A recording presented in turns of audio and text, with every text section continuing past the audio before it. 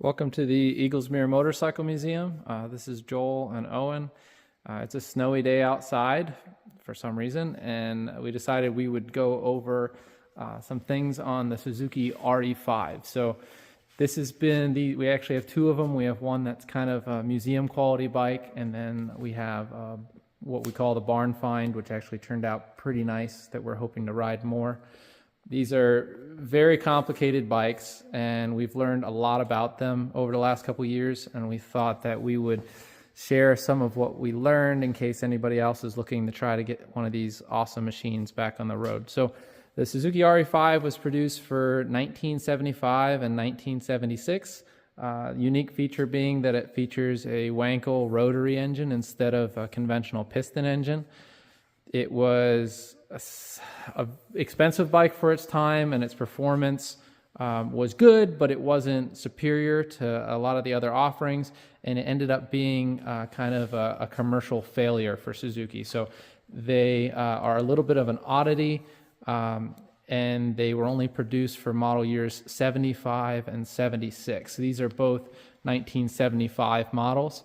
The 75 models have this kind of odd gauge cluster. So the newer ones, and actually I think I have the key in neither of them, the newer ones have more of a conventional gauge. These actually have, the 76s that is, the 75s have this, we call it the bank tube gauge. So pretty cool. They flip open and then you can shut them, and then that whole styling trend is carried over to the tail light, which is similar. The 76s had more conventional gauges and taillights.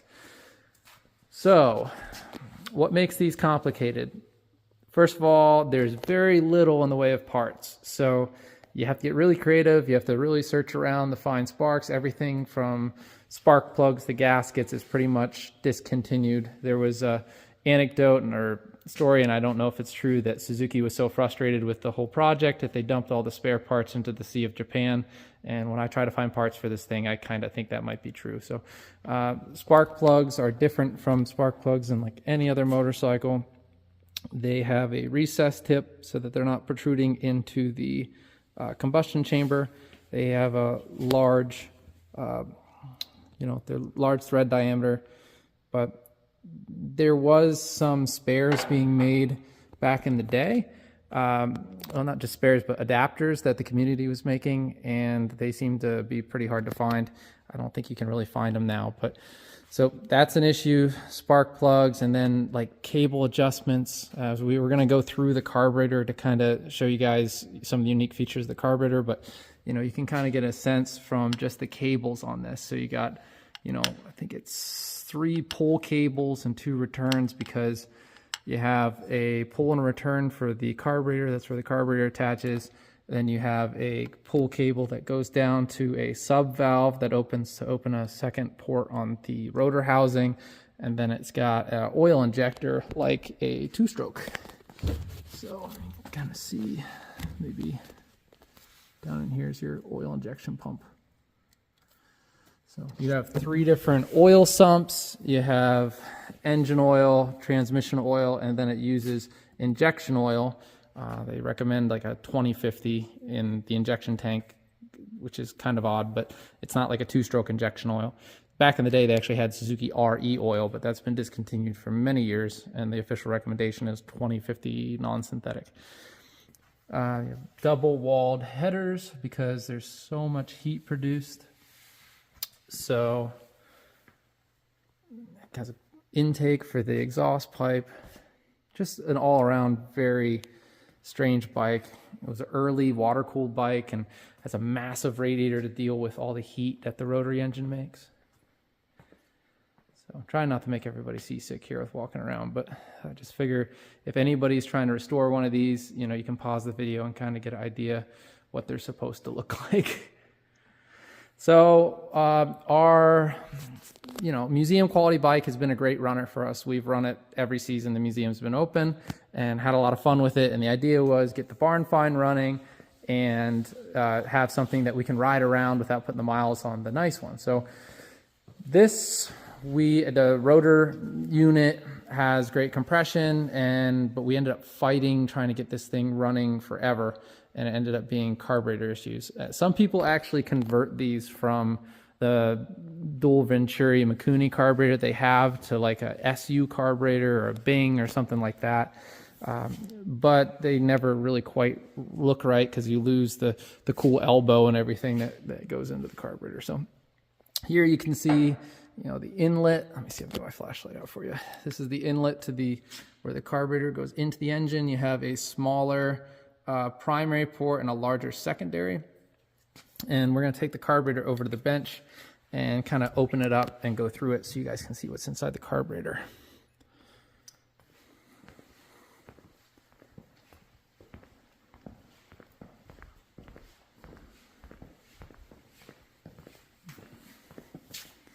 Alrighty, here, Owen, you want to take the camera then?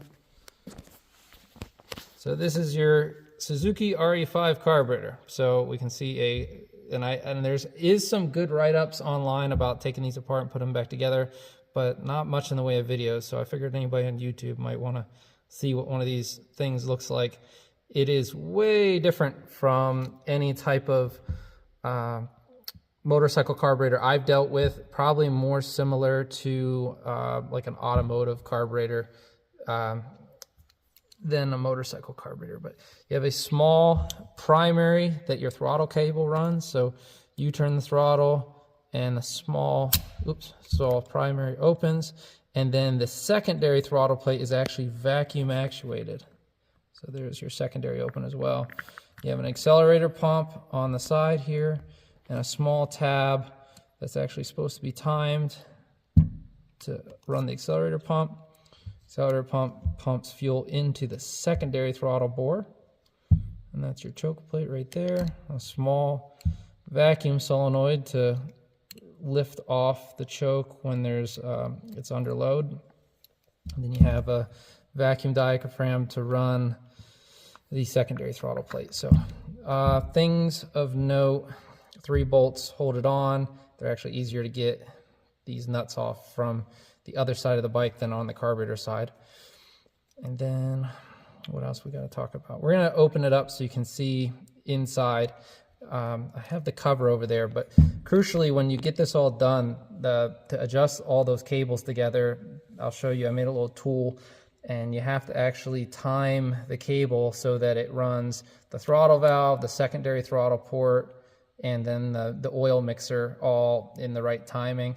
And then there's adjustments actually for when the accelerator pump kicks in, and also another adjustment for when you run the choke lever, how far it clocks the throttle open. So it's just, I understand 100% why people abandon these carburetors, because not only are they super complicated, but you just can't get any of the parts for it. So like when we take this apart, we're not going to open up the accelerator pump or the enrichment system for the deceleration, because these diaphragms are just unobtainium. You cannot get them. So we'll take off first so we can get inside here the secondary throttle vacuum actuator. And then you always want to pay attention to these 2 vacuum ports are not ported to the same place. So you have to make sure that your little hoses are hooked up in the right place, and that's why I wanted to make this, so anybody deciding to try to get one of these running can kind of see what a good running carburetor looks like. If I can get my fingers to cooperate. So there's a little, ours has a little E-clip, yours may or may not be there for the vacuum actuator. So this just pops off. So now your vacuum actuator is off of there, and you can actually apply a vacuum to that hose and just make sure it still sucks it up so that it will open. All right, underneath this shield on the side here, you have the overflow for the float bowl, and that's also your atmospheric vent for the float bowl. So there's 2 little holes that are not very obvious underneath this cover that you need to make sure that are clear. So right here's one of them, here's the other, and that other part just removed itself. This is a filter for the air bleeds on the carburetor, because as we're going to see when we get in here, you have a bunch of air bleed jets and you also have a bunch of fuel jets. So, and the good news is, and I will tell you which ones are which, they actually are kind of hard to put in the wrong spot. So if you do get this all on the bench and you're very careful, I mean, obviously take pictures before you take it apart, it really does only kind of go together one way. So now we're getting into the main float chamber. That screw's not going to come out. All right.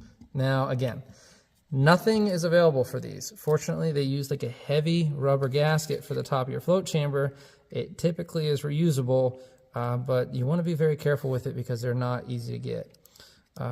This is the float mechanism. Hopefully you can see. I think the float height's like 43 millimeters. I definitely recommend trying to find a service manual when you go through. These float valves, like every other part here, are completely not available, but you can use a common Mikuni float valve. I think it says the size is like a 3.0 on the side, and I've just ordered a 3.0 float valve, and they do work. So that's that. And then there's a channel here. This is where your filter comes in, your air filter for the air bleed, and then it flows into these different cavities, which hits the top of each one of these air bleeds. So let's go through and we'll talk about what the different ones are. And I will be pausing to try to look at my chart here so I get these all straight for you. But essentially, they break everything down by primary and secondary. So like half of these go into your primary throttle. So half of the jets go into your primary throttle plate and the other half feed the secondary throttle plate. And then the engine load will dictate which circuit is being used. So I'll just kind of run through these before we pull any of them out. So over here, and a couple of these you have to be careful because there's actually jets hidden underneath the jets. Like they couldn't make it any more complicated. Fuel is primarily picked up through these holes down here. This is for your pilots. And then you have your main over here. And then, so this is your primary circuit pilot air jet. And then number 2 is your secondary pilot air jet. This is actually your primary pilot fuel jet. It actually is closed. So when you put the cover on, this one is exposed, but there's actually no hole in it. It's just a fuel jet. So this is not actually open on this side. Don't drive yourself nuts trying to clear that out. Your next one is your primary main jet air bleed. This is a check valve for the accelerator pump. This is a jet needle for the accelerator pump, and I'm going to show you this now. There's a needle in here that is extremely easy to lose. If you shake it here, I can get it out for you. Probably going out of frame again. Just like that. Come on.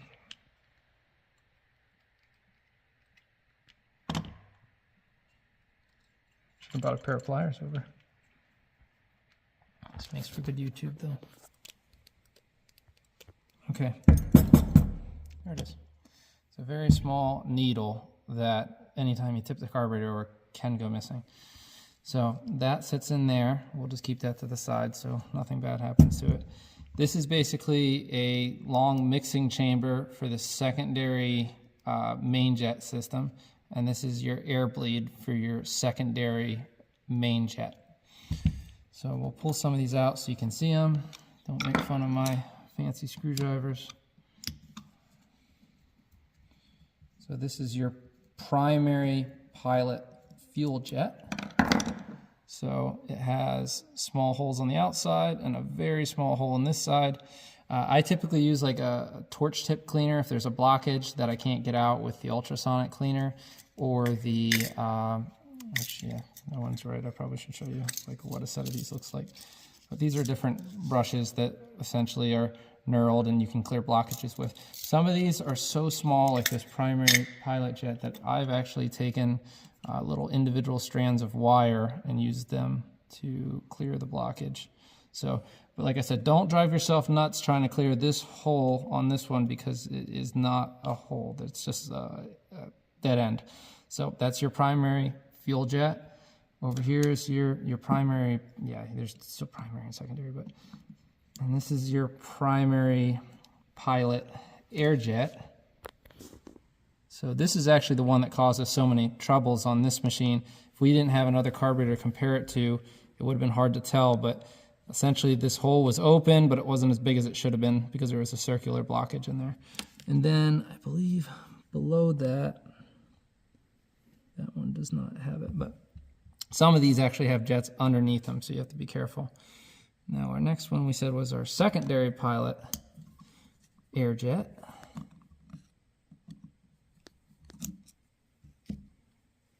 Yeah, this is the one that's got one underneath it. So you have to have that open, and you have to have a smaller screwdriver to get the jet underneath it out.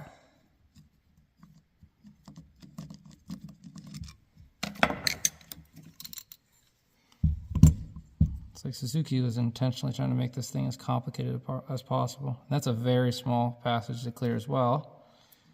Then you have your primary main jet air bleed, which is an emulsion tube, and they're actually the same between the primary and secondary on these. So air goes in the top and then emulsifies the fuel and makes it easier for the carburetor to atomize. We're not going to pull out our jets for our accelerator pump. This is just a check valve. You just need to make sure the little ball bearings in there, and this one's a needle. You got to make sure you don't lose the needle. And then your secondary main jet air bleed. And this is all through the top of the float chamber. These all get air. So same thing. And now for the fuel jets for the main circuits, they're actually underneath these plugs. So one feeds the other. I think everything flows through the secondary, and then it goes up to the primary from there. So you take out one plug, take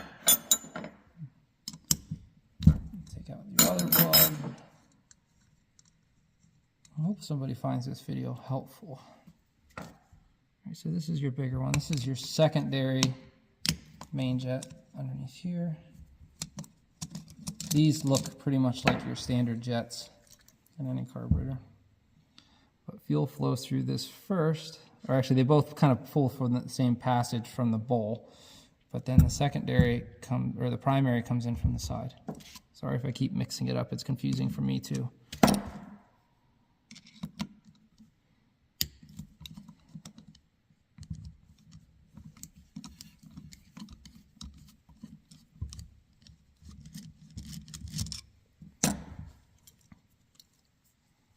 So again, very conventional looking jet.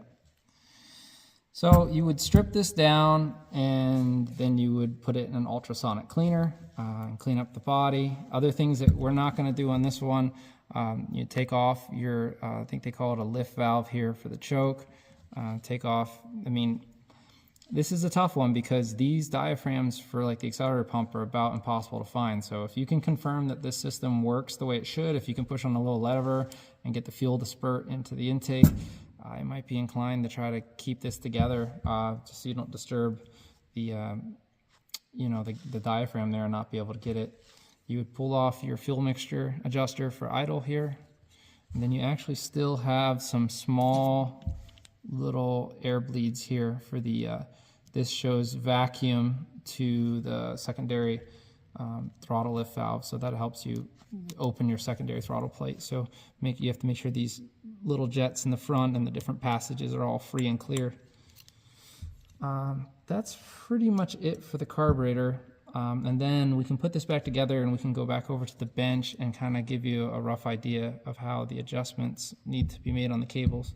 One thing that the other carburetor we had was missing that we made was this is like a booster venturi. That's where it pulls out the fuel basically on the wide open on secondary throttle. And there's a small little gasket that sits between the carb body and then this booster venturi. So you have to take this jam nut loose and the flat head, and then you can pull this out. Just make sure this gasket's intact because it needs to see the vacuum signal here to suck the fuel in for the main circuit. So we'll go ahead and we'll put this back together, and then we'll go over to the bike and discuss some of the adjustments that it needs. Okay, we now have our carburetor reinstalled on our RE5. So there's a whole bulletin that Suzuki has pertaining to the cable adjustment RE number 4, and the procedures are fairly complicated, and they have instructions for using a special Suzuki tool, which I have never been able to find, or a protractor, which you could make. But essentially, it revolves around making sure that the various things are timed correctly. So like when you open the throttle, that the accelerator pump underneath moves at the right point, and that when you run the choke, the fast idle opens the throttle valve enough. Both of those adjustments are pretty much static, meaning that they're not externally adjustable. You'd have to pull this cover off, pull the whole carburetor off, and then bend the linkage up in here to make them work. So if they're working correctly, I mean, if you're restoring a bike, you may not know, but on this, I know they're good because the bike's choke works correctly and we don't have a hesitation. So I'm not going to take that all apart and change the linkage in there. So our primary things that we need to adjust for the drivability of the bike is I have the cover off. Here's the cover, but there's a port valve here that, oh, and you want to go run the throttle open one time. So this port valve here, let's see if we can get zoomed in on it a little bit. It opens a spot in the housing that opens that secondary carburetor venturi. That needs to be timed so that it opens at the right throttle angle. So we made a tool to time that. And then the other thing that you need to time is down here is your oil mixer. So there is let's see if we get the camera to focus. I don't know, maybe not. There is a dot and a dash there. You can kind of make it out. You're gonna have to take my word for this. There's a dot and a dash on the oil mixer that need to line up at idle. So definitely recommend having the service manual to do all this, but that just gives you an idea. So when you're at idle speed, you need to have the dot and the dash there lined up, and I'll kind of show you the tool I made in order to be able to, and you can kind of see the various timing marks on the side of the carburetor. So this is the plug that you have to take out, and then we just fashioned a little pointer and a piece of hose. So now, Owen, go hold the throttle wide open. Essentially, there's two marks, and you have to adjust your pointer so that at wide open, it's pointing at this bottom mark.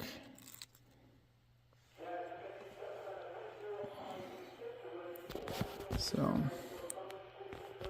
it's a lot harder to see with the camera than it is in real life, but so that's pointing at the bottom mark, and now close the throttle. Now, the secondary port valve for the secondary venturi is supposed to open when the arm reaches that first mark. So if you slowly open it, stop. All right, now we just went past, but you can see that. Okay, advance it again. That needs to be lifting off of its stop right here. That has to be lifting off of its stop right as the needle is reaching that first mark. So back it up just a little bit. All right. So now it's back on its seat. I'm not going to be able to get both in the same frame, but you get the idea. You need to time that port valve. So when you're pointing, and like I said, you time the pointer first, wide open, lines up with that mark, then close the throttle, and as you pick up the throttle and that dot lines up with that, that's when, keep going, right there. Then this should just be coming off its seat, which it's hard to see with the camera, but it's just coming off the seat. So that is very critical for getting the hesitation out of these. If that port valve opens at the wrong speed, then you get a hesitation. You get like a double carburation where like air and fuel is actually traveling the wrong way through the carburetor. So that's something I think is really easy to overlook, and I just wanted to point that out for the people that are trying to get these running.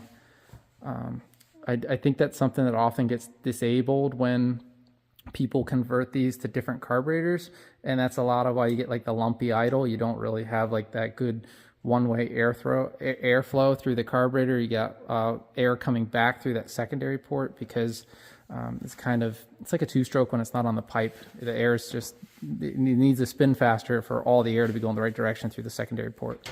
So, all right, now we're just gonna put the tank back on and we'll fire up for you to finish up the video. Okay, we have our Suzuki RE5 outside now. So we did start it just to make sure it would run, but we'll fire it up so you can hear how they're supposed to sound when the carburetor's set up right.